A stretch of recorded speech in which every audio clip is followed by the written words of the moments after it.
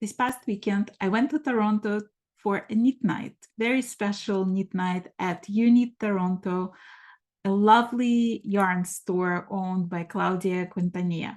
But before I went to the store, I also got invited to another event called Arts and Sweaters, and it was organized by the owner of Indie Dragonfly, Kim McBrien Evans. I got invited to this event by a person who was on my channel already, a designer, Mary Martin. And Mary is an inventor of fusion and fusion knitting. You can see her interview. It's number 236, episode number 236. So just look it up. It was a lovely interview. And when Mary heard that I'm coming to Toronto, she was very kind to invite me to visit Arts and Sweaters event. So I started my day on Saturday at that event. And I want to share with you some highlights from that show. Hi, I'm Kim McBrien Evans, and welcome to Arts and Sweaters. I run Indigo Dragonfly, which is a hand-dyed yarn company that I built with my husband, and our studio minion, she refuses to be called assistant, she wants to be called a minion, Victoria. And we dye really beautiful hand-dyed yarns with lots of multi-layered colors and lots of richness to them. A few years ago, the Toronto Knitters Guild stopped their yearly event called the Toronto Knitters Frolic, leaving Toronto with absolutely no yarn show in the city. Right. And so we decided that we wanted to step up and wanted to start something. And we're starting small so that it's sustainable and we can make sure that it's going to work. So this is the third of these events that we've done.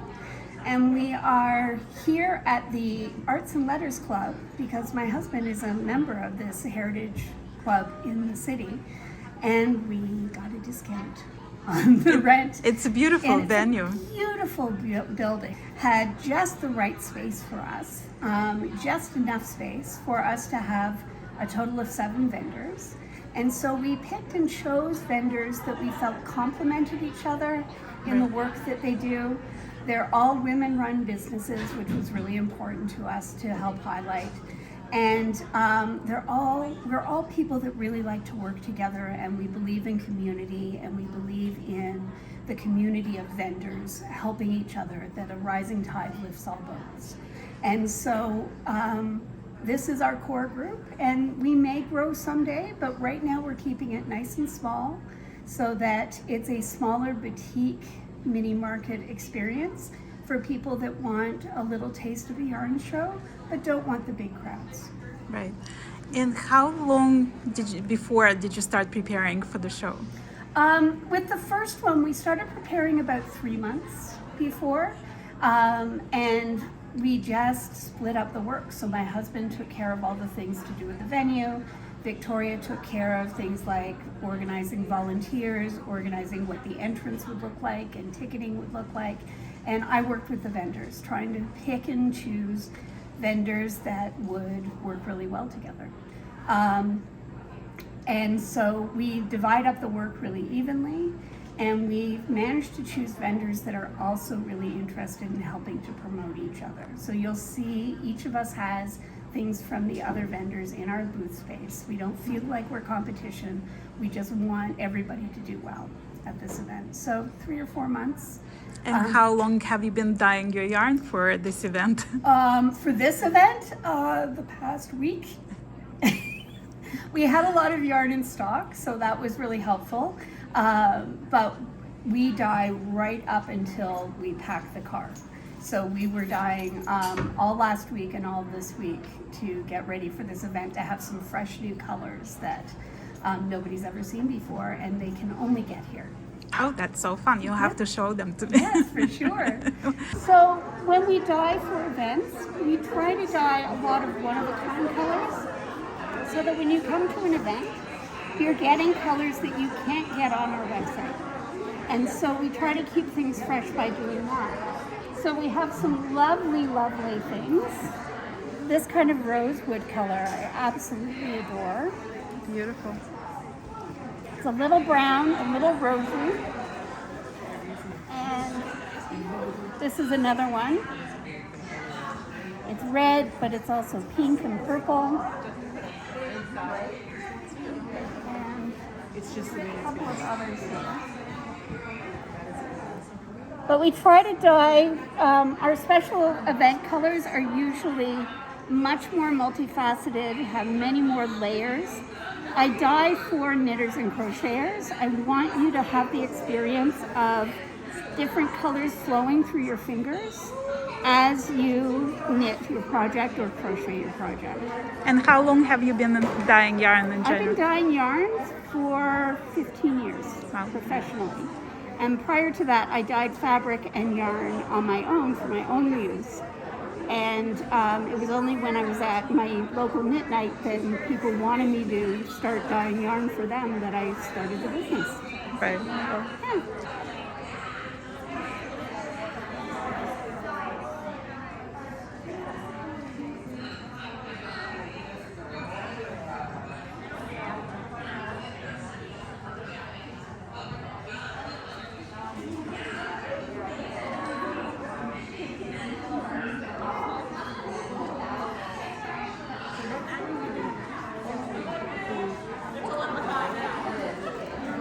These are two more of my favorites. I love I that. just really love how the dye took here. And this one has so many colors in it, while still looking like it's a neutral color. Beautiful. Those are my favorites.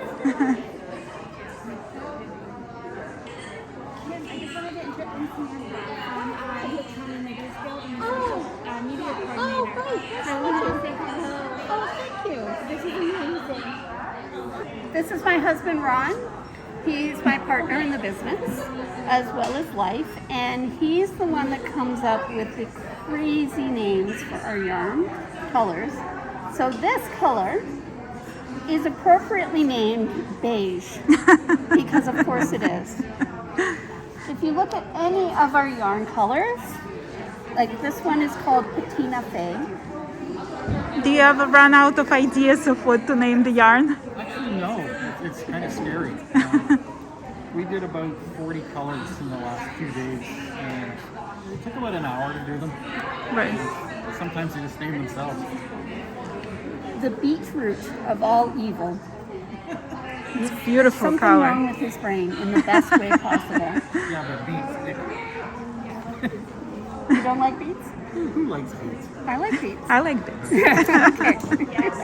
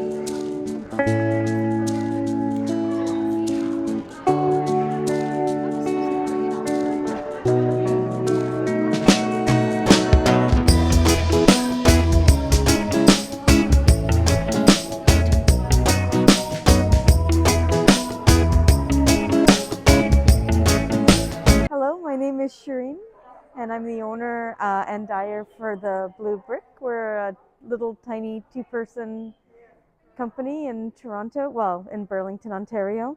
And our thing is mostly gradients. So I can show you what I'm wearing. This is an 800-yard gradient yarn. We do hand-painted gradients in 300, 500, 800, and 1200-yard increments. And we hand paint each one end to end on a variety of bases. And each one is inspired by a photograph that I've taken. So I'm a photographer as well. And we do a lot of traveling, and we take the picture and then we try to dye the yarn to match the things that we've seen. I'm also a potter. And so we've got some ceramics here. It's also gradient. Yeah, it is. And actually so is this. So you can see that gradients are a thing that we really enjoy doing. And also we're scuba divers, and I'm a martial arts instructor and a self-defense instructor at night. So there's a lot going on. Okay, when do you do it all? I don't watch TV. So I guess that gives me a lot of extra time. Yeah, so, and you can see here, actually, I'll show you, for example, this is a new colorway that we just came up with. The photograph for that is called Rooster. I'll show you the photo. We took it in Grand Cayman. There's the rooster. It's probably not going to come out true to color because of the, it's on my phone, but that's that's how we do it. Thank you very much. My name is Kate Atherley, and I'm part of 910 Publications. And we're a publishing company that's all about Canadian fiber and textile art. We publish books. We also publish an online magazine, Digits and Threads. And Digits and Threads is we publish every week, and it's articles and tutorials and patterns and information about what's going on with Canadian fiber and textile arts. And then we're publishing books too, and the book we're most proud of is this, Sheep, Shepherd and Lamb. And this is written by fiber farmer Anna Hunter, all about initiatives to support the Canadian wool industry. And the photography in the book is absolutely beautiful. She profiles sheep farmers, and let me get some beautiful pictures. And we're working on other books for next year as well. We've got a book coming called Gathering Color from artist Caitlin Hunter, all about foraging natural dyes and pigments, which is remarkable. Oh, how fascinating. But we love to be talking about what's going on here in Canada, because not enough people do. We get overshadowed by other countries. So, Right. yeah, so our motto is bookish and crafty. That's what we're all about.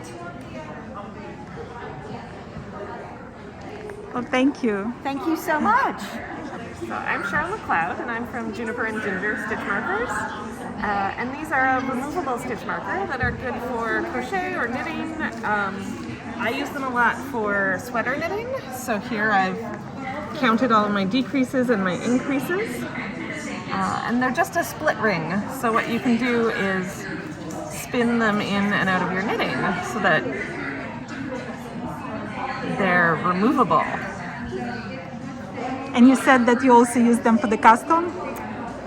Yeah, so for the custom fit sweaters, I'll put as many stitch markers as I have decreases, and then I'll just keep knitting and putting in stitch markers every time I do a decrease until I run out of markers, and then I know I'm done. Thank you.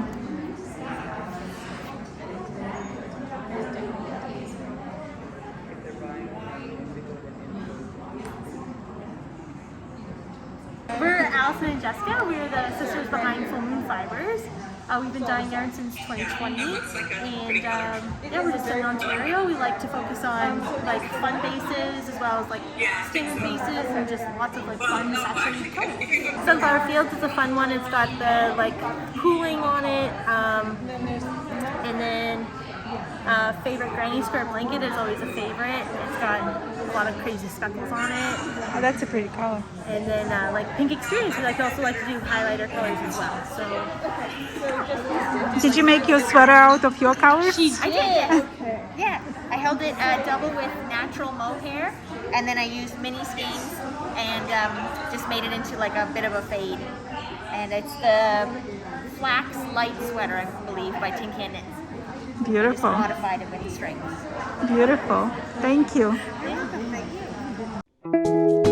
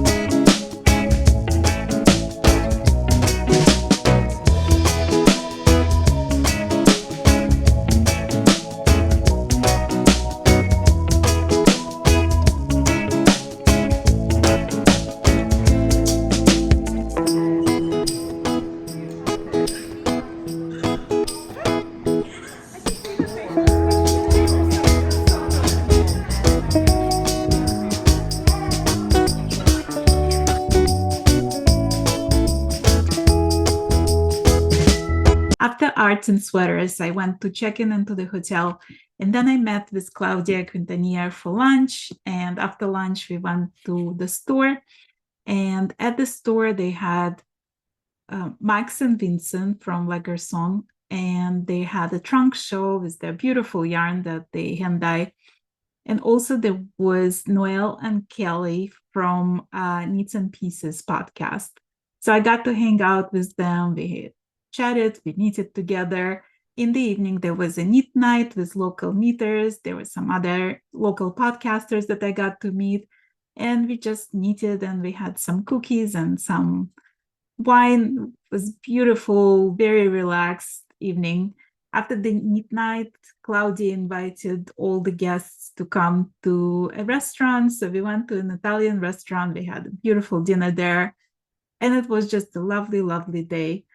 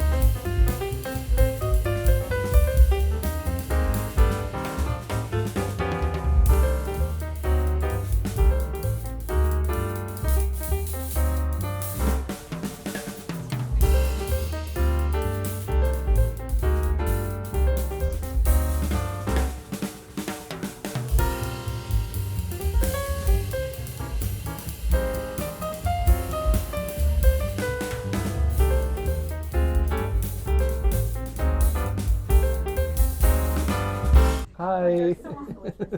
Hi, I'm Vincent. I'm Max, Yeah.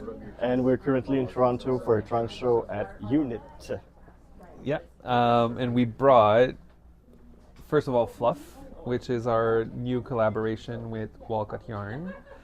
Um, it's a very dreamy yarn. It says on the label it's 100% dreamy, but it has alpaca, silk, merino, and yak. Yeah, it's very dreamy, and it knits from sport to almost bulky, single strand.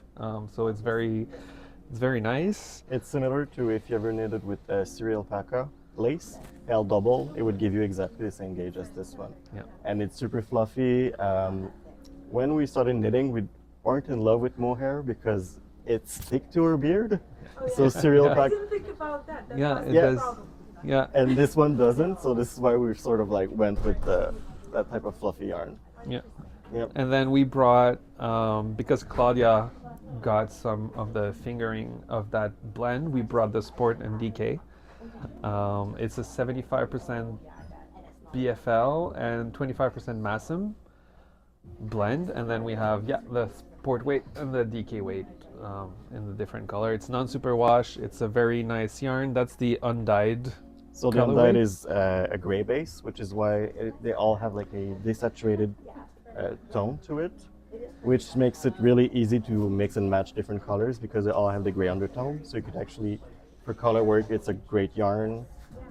It's like magic when you do color work because when you steam it, everything just like suddenly, Yeah, it just flattens. Yeah, so it's our favorite, one of our favorite yarn and base. Yeah. We're getting. Favorite colors? I'm currently obsessed with this one. This is Yeah. Taylor's Lavender Haze, and yes, if you're a Swiftie, that's why we named it Taylor. That's sort of like lavender that goes really well with pretty much everything. And like my color, this is Max Khaki. I'm just obsessed with these two colors together, like khaki and lavender. And then I like all of the grays and the Yeah. blacks. And then we have like this little taupe here, and then a little brown. Those are my favorite, and I really like. That's one of the newest one as well. It's Jonathan's Soft Day. It's made for Jonathan Day, the podcaster.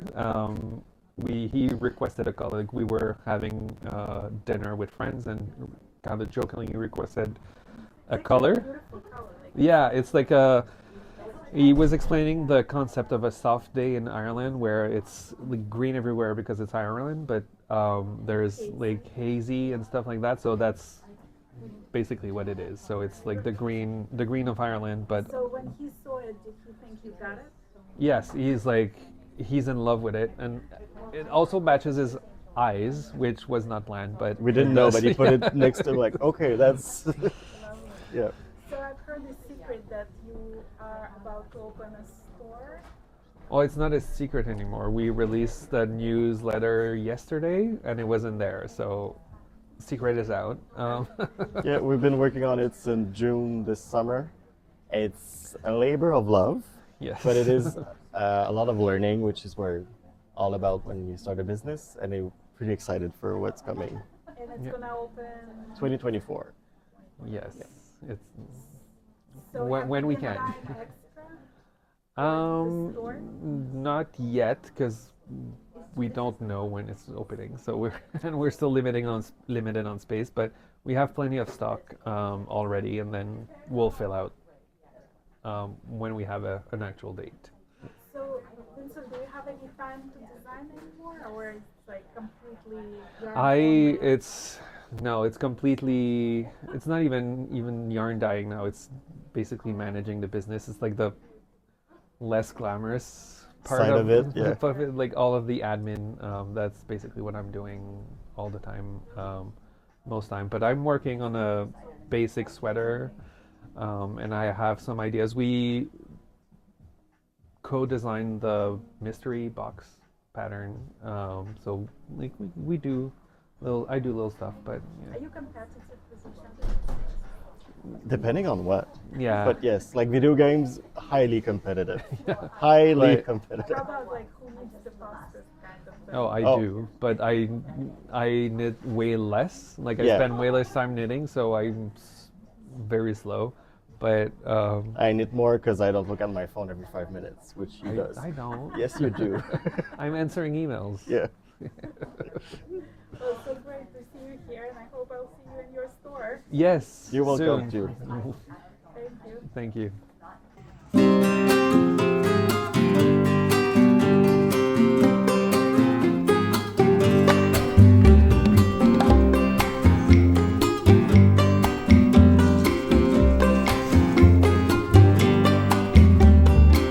Negando siempre anduve la sangre que llevo dentro a causa de tantos males me fui quedando en silencio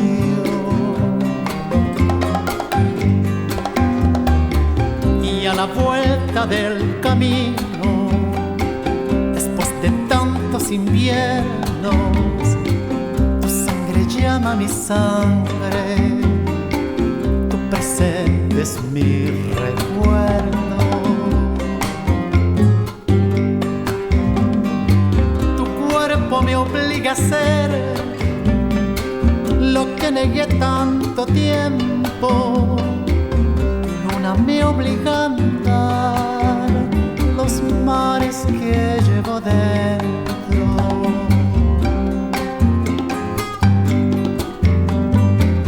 Por eso es que mi guitarra no se cansa de cantar, porque tu boca me pide ser para ti verdad, porque tu boca me pide ser para ti verdad.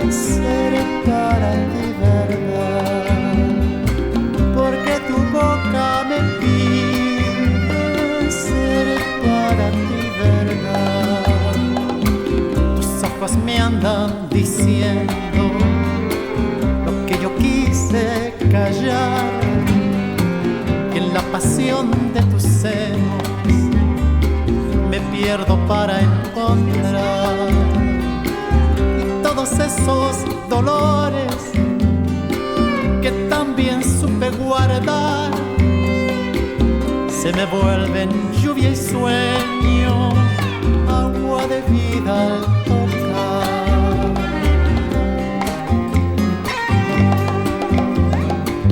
por eso es que mi guitarra no se cansa de cantar, porque tu boca me pide ser para ti verdad, porque tu boca me pide ser para ti verdad. The next morning, I met with Mary Martin again, and she introduced me to her friend, Julie Crawford. And Julie is the owner of Knitted Bliss. It's an embroidery company, and Julie does embroidery on knitting. She was part of the Arts and Sweaters show as well. We just had great breakfast and chatted and got to know each other a little bit better. And then I took the flight back to Boston. I really enjoyed this trip And I'm so grateful to both Claudia and Mary for hosting me, for introducing me to all these new to me people, and for being great friends. Thank you so much for watching this episode. And if you ever in Toronto, visit Unit Toronto and check out that store. I'm sure you will love it.